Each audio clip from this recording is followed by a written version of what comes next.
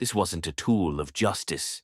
It was an instrument of pure agony, engineered for one horrific purpose: to rip the flesh from a woman's body. It's known as the breast ripper or the iron spider, a medieval device supposedly born from a world of fear, superstition, and a deep-seated hatred of women.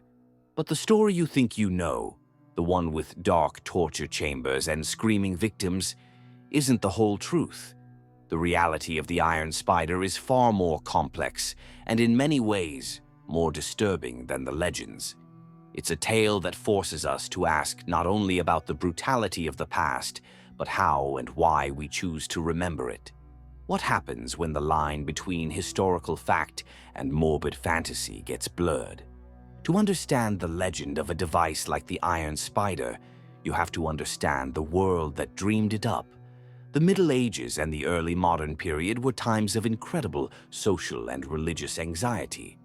And for women, this era was especially dangerous.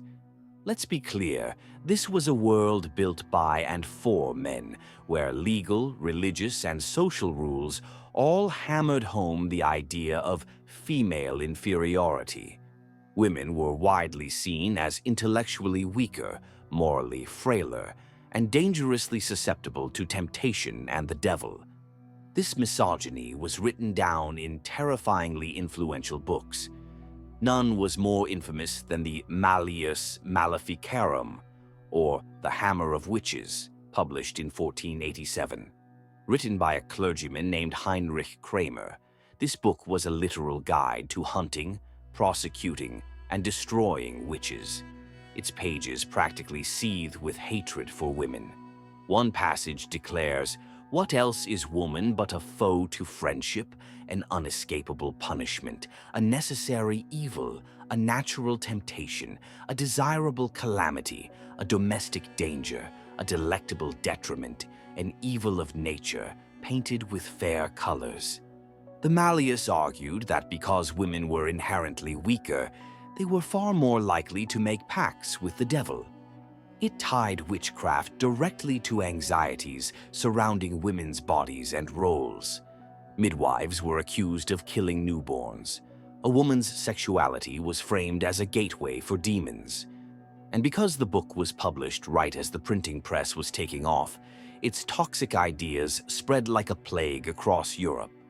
It became a handbook for witch hunts that led to the persecution of tens of thousands of people, the vast majority of them women. In this climate of fear, a woman's body became a battlefield. Crimes that challenged male authority were punished with shocking ferocity. Adultery threatened bloodlines. A self-induced abortion was seen as rejecting a woman's duty to God and her husband, and was often twisted into the witch's crime of infanticide. Heresy or blasphemy coming from a woman was just seen as proof of her natural corruption. Punishments were designed not just to hurt, but to be public spectacles of shame.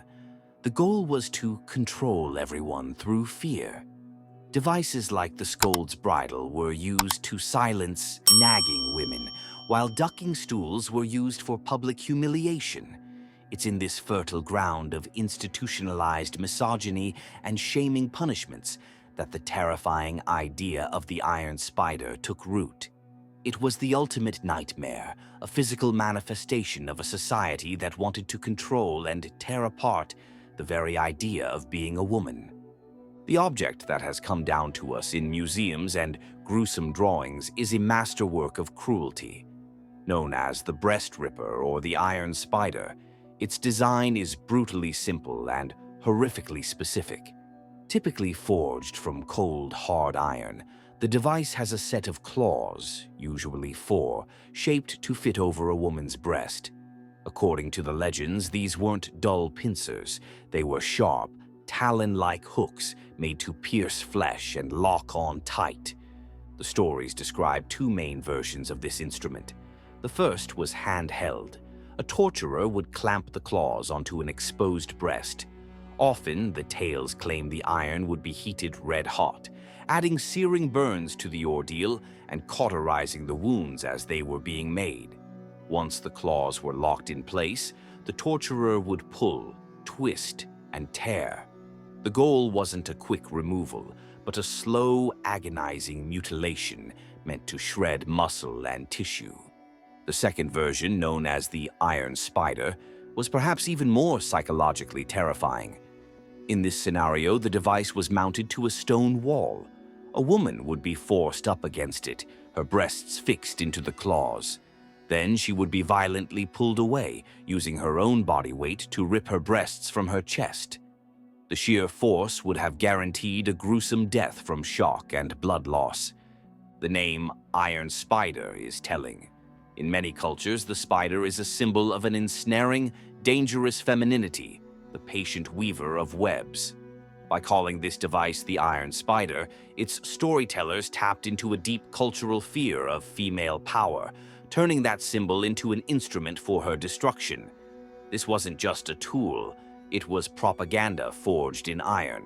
Every supposed detail, from the heated claws to the spider-like name, was engineered to maximize not just physical pain, but psychological terror. So that's the story. It's horrifying, graphic, and it's what you'll see in torture museums around the world. A woman accused of adultery or heresy is dragged to a dungeon where this unspeakable act is carried out.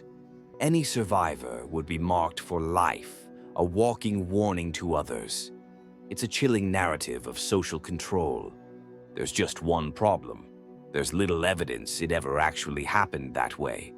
When historians look for primary evidence, court records, legal texts, or eyewitness accounts from the Middle Ages that describe the use of a breast ripper, they find a disturbing silence. Mutilation was certainly a part of medieval justice, but this specific theatrical device is missing from the historical record of the time. So where did it come from?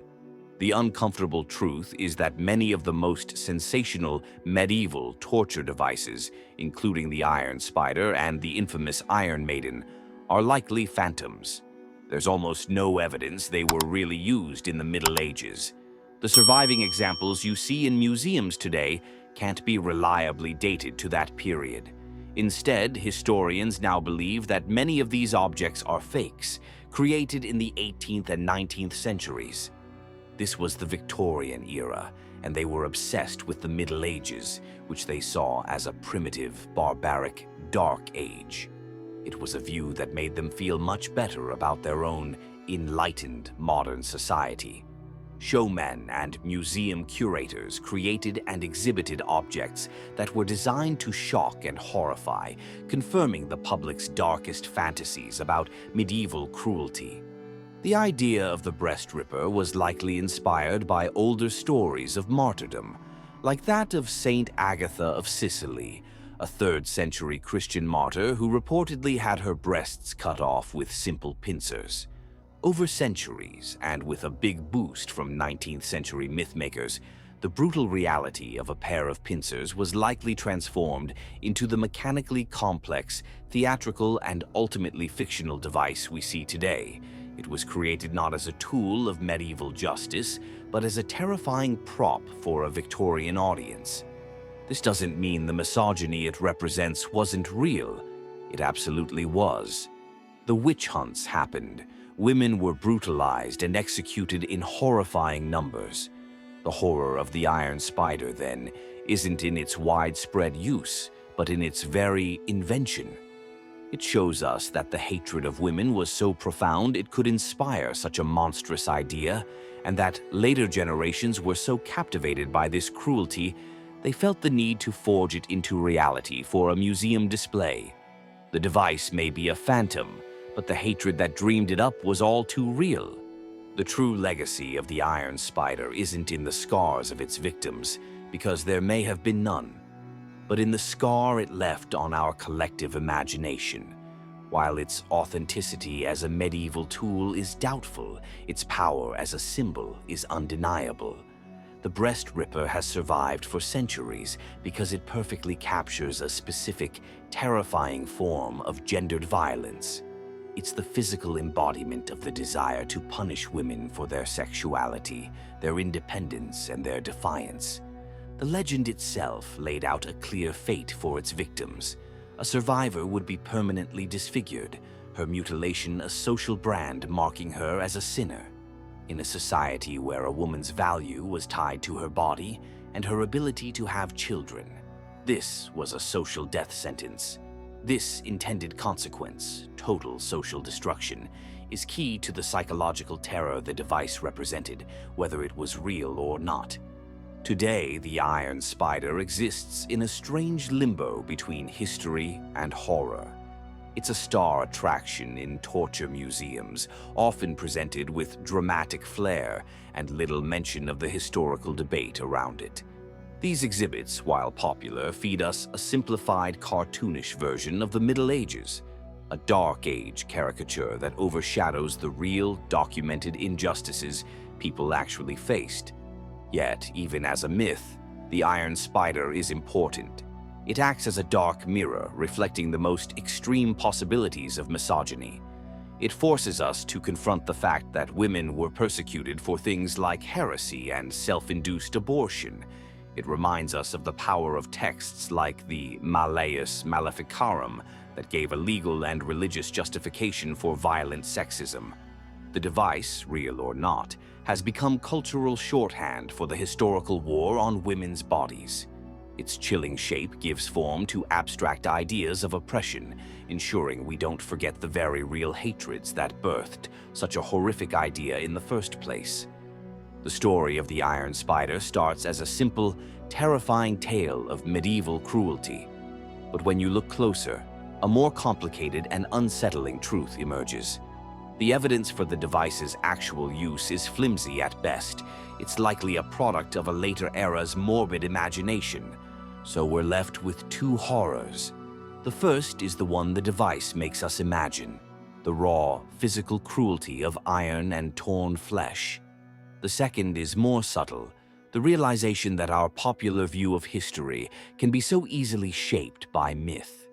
The iron spider persists not because it's a historical fact, but because it tells a story about misogyny that feels true, even if the object itself is fake. It's a stark reminder that the tools of oppression are not always made of iron and steel. Sometimes they are stories. The narrative of the evil witch or the seductive adulteress was a far more powerful weapon than any single device.